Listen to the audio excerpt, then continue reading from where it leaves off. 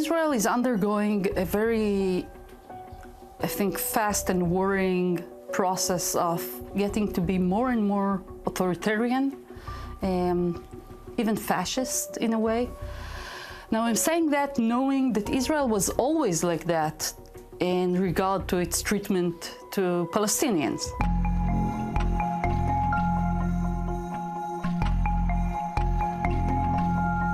I'm Fatima Butto, and this is Reframe, where we seek new conversations and perspectives.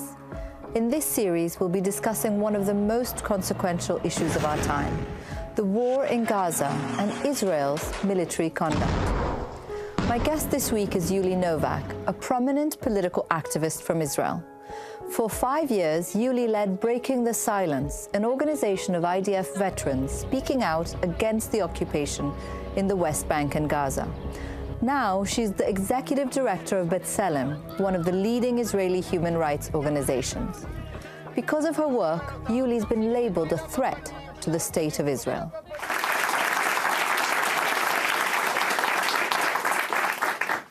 Yuli, thank you so much for joining us today.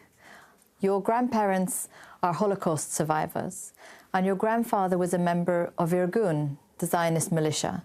And you yourself grew up as a Zionist. And I wonder what Zionism means to you today. Is it the same Zionism of your childhood? So first of all, thank you for having me. And it's a good question, but probably one of the most complex questions for me to answer. So yeah, I grew up, and you said about my grandparents, I have another grandmother who came from Morocco. Her family came from Egypt and then to Hebron in Palestine. And yeah, I grew up in the 80s and 90s in the center of Israel in a very Zionist, but also very liberal and open and free environment. Zionism for me was first and foremost, I think, a feeling, and not a political concept. An emotional concept? An emotional concept, something that had to do with identity, and not necessarily a political identity. Zionism was something that symbolized life for me, because, as you said, that's what brought my grandparents to Israel, and that's what became to be my family, right? So, for me, Zionism growing up was mostly a love for my country, a love for the land, and a strong commitment to it. And I used to think of Israel as a place and a country that I can be very proud of. And saying that, I was also a leftist, because in Israel, the concept of left is usually in regard to how you look at and how you understand the occupation, what we call 67 occupation. The West Bank and Gaza and the military occupation of Israel over that territory. And I grew up to know that we're doing something very wrong there by holding these territories, but still it was a matter of policy. So for me, I was living in a democracy, and there is this temporary policy of occupation that need to be changed. So we need to vote and to elect a government that will change this policy. And that was my Zionism. Throughout the years, I learned that there was a big part that was missing out of this story. What was missing? If you're not telling the whole story, it's actually false. Because I never thought of Zionism as a political movement that created down the line the regime of apartheid and occupation and colonialism. I never thought about the fact that this movement that brought my grandparents to Israel is actually the same movement that deny this right from other people who live there. So in that sense, it was quite a long journey for me to unlearn Zionism. but it is still not an easy thing to do. You led the NGO Breaking the Silence, which published a report on the 2014 war in Gaza. And it was at this time that you've said your soul began to crack. Can you tell us about what Breaking the Silence was? And also, what did that report expose?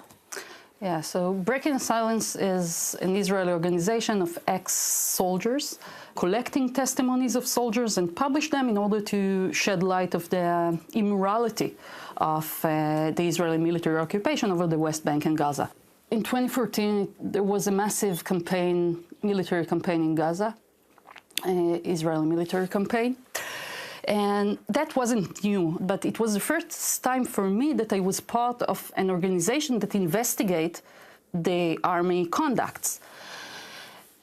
And what we figure out quite quickly and was very shocking to me is that the human price tag of that campaign, which back then was unthinkable.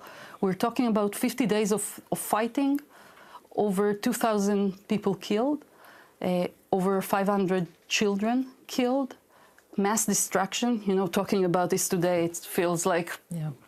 But back then, it was the first time I understood that what I'm seeing, what I'm looking at, is not, you know, what Israel and what the Israeli army calls collateral damage is not something that was done by mistake. But the shocking thing to me was, first, to understand that. Second, this understanding stood in very stark contradiction to everything I knew about the Israeli army and about my country. And third, that was the first time where I felt, I think, a very stark gap between me and people around me. You served in the Israeli army, and you served 5 years, so you were there longer than the compulsory service. But through your time with the IDF and also with Breaking the Silence and dealing with soldiers, I wonder what you make of what we have been seeing over this past year and several months. This set of photos and videos of Israeli soldiers blowing up homes and schools. And beyond that, the soldiers dressing up in women's lingerie and clothing.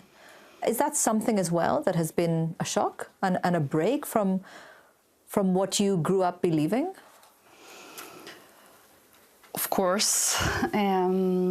I mean, it's not been seen before, has it? This kind of... I think in general, what we are seeing and facing during the last year, I have to say there is nothing new, except of the scale of things and kind of the crudeness of it. You know, there was, I think for Israelis, for soldiers, but for Israelis in general, and also for Israeli leaders and politicians, there was, throughout the years, kind of,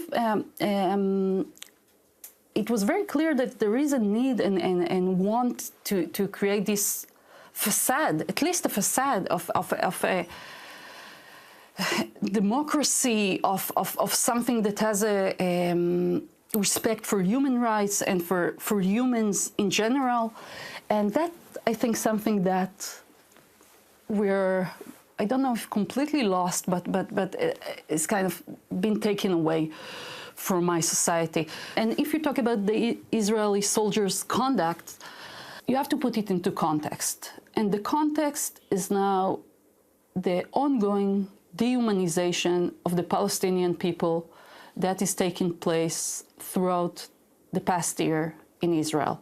And that starts from the top. You probably remember just the days after the war started, Netanyahu, our prime minister, stood there and talked to the soldiers going out to Gaza and told them, "Zechor et asher asa lecha Amalek." Yani, remember what Amalek did to you.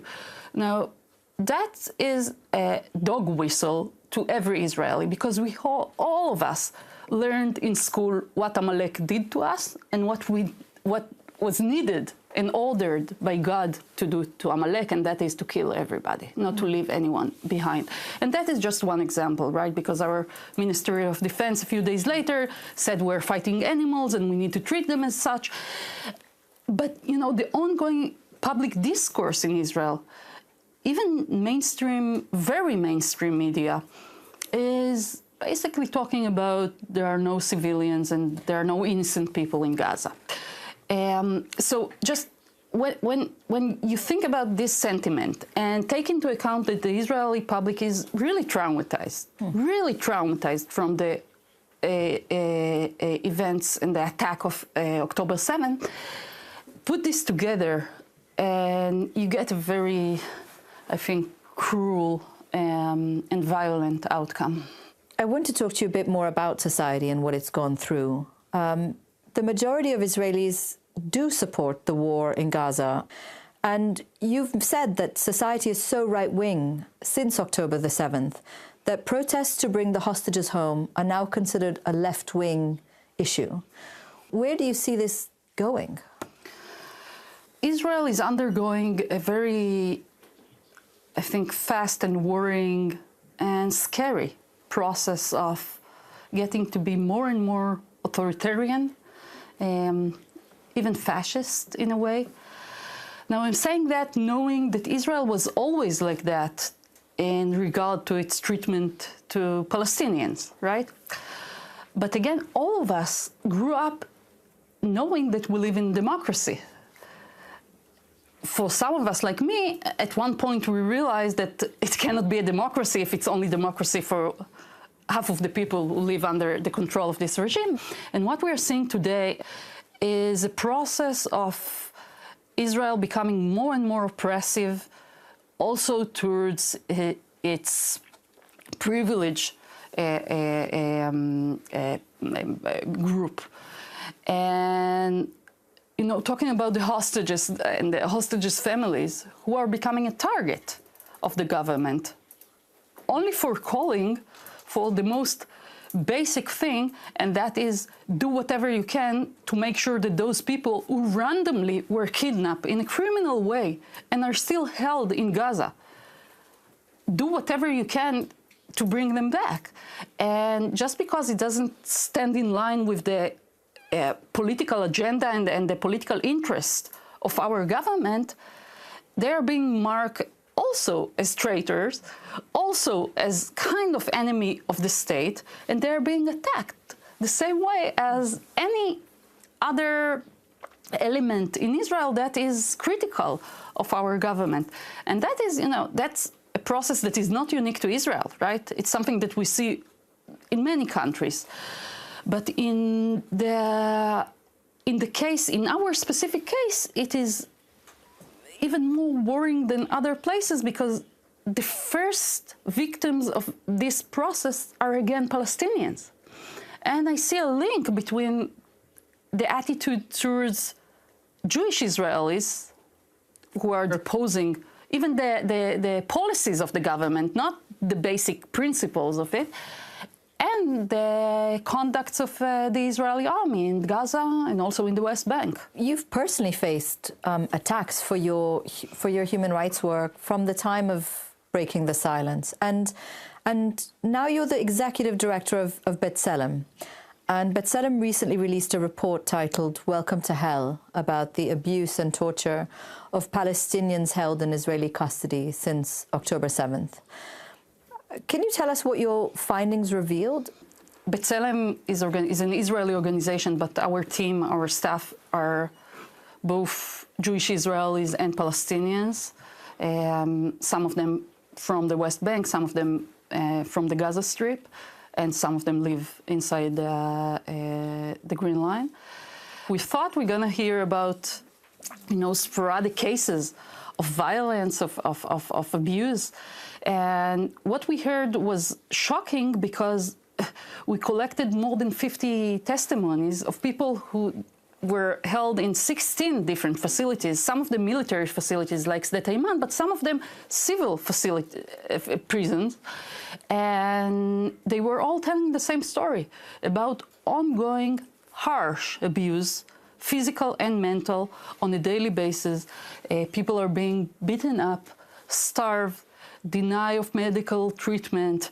The shocking thing about it was that when you hear it so many times, you understand that it is actually a policy, especially when we take into account that the person who the Israeli government put in charge of the prison system is Itamar Ben-Gvir, the most far-right politician that Israel ever had. After working on this report and writing it down, we understood that we also need to name things as they are.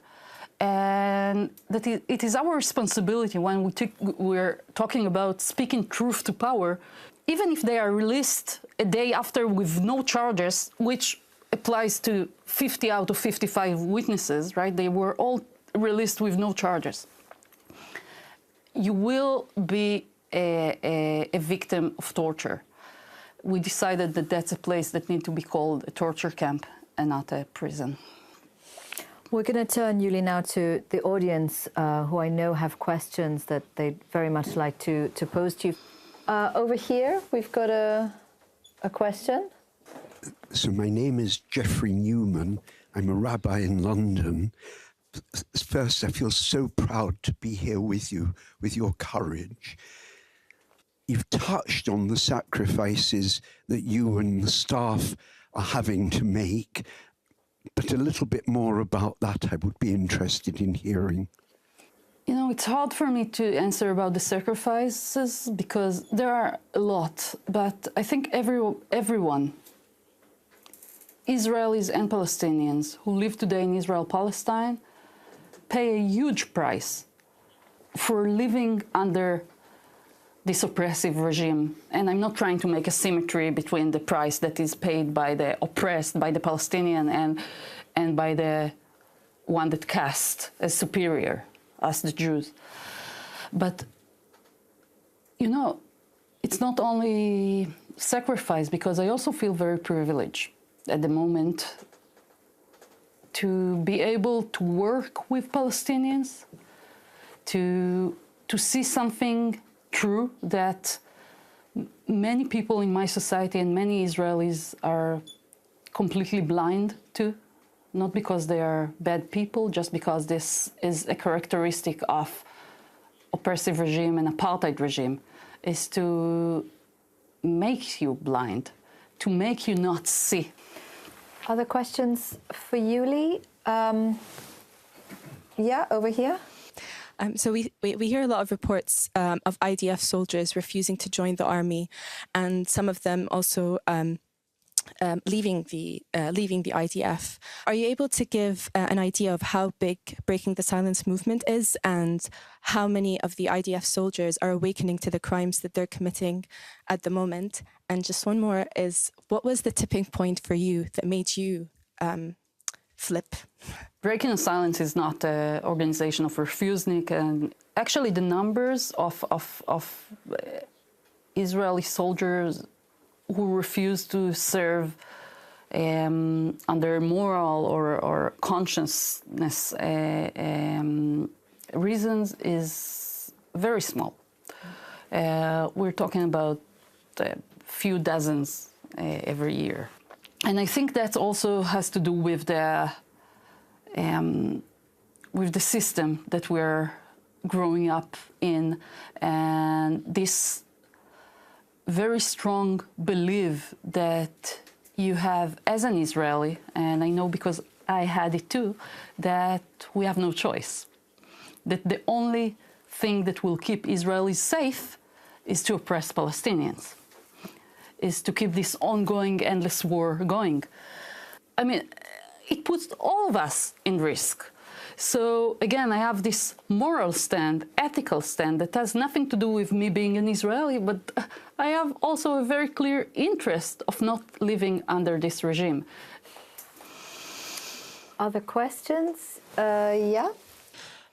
So Isaac Chotner from The New Yorker recently interviewed Israeli writer Yossi Klein Halevi, who served in the IDF.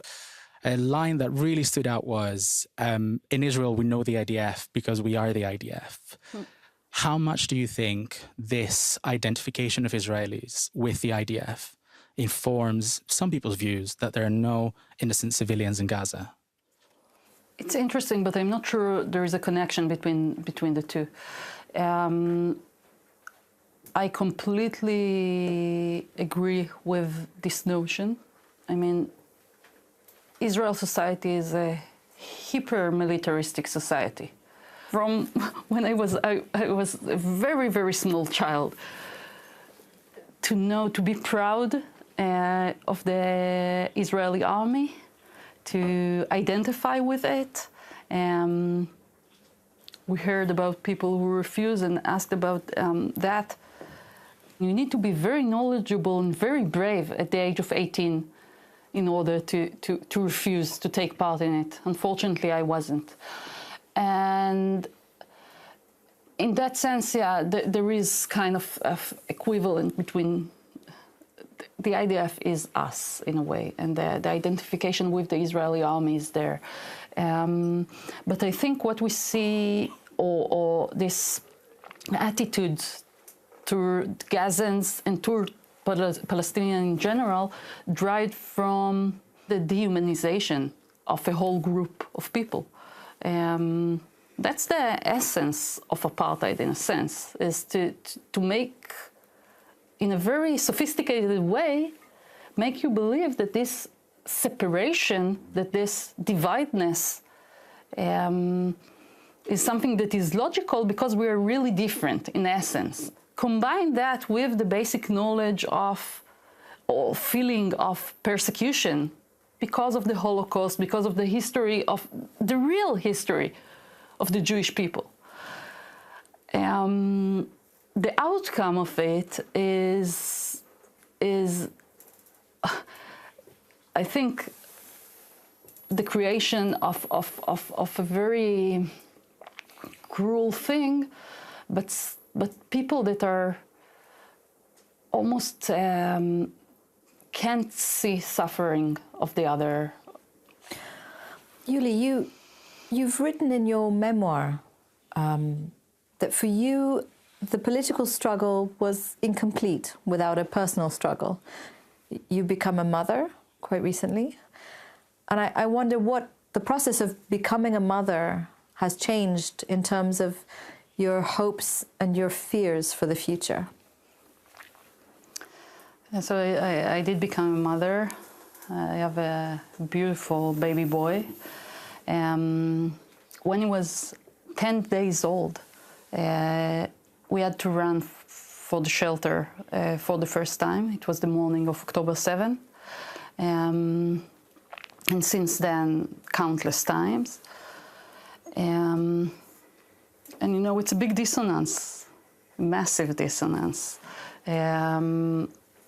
Because when I'm holding him, sitting in a shelter, I remember that most babies and children don't have shelter to run to and don't hear a siren before a rocket is thrown at them. And then I look in his eyes, and it's just the most adorable thing, and you have to smile back, right? So I hope for him to grow up in a very different place than I did. I know it's a big dream, but a place that holds the values that I believed my country is about, of generosity and kindness and justice. And he will learn truth about his life, about who he is. I really hope that he wouldn't need to unlearn things and he wouldn't feel lied to like I am. And I wish that for him, but more than that, I just wish that for every child in Israel-Palestine. And really, every child everywhere would be lucky to have that kind of future. Thank you so much, Yuli Nowak, for being here on Reframe. And thank you to our audience in London for joining us today.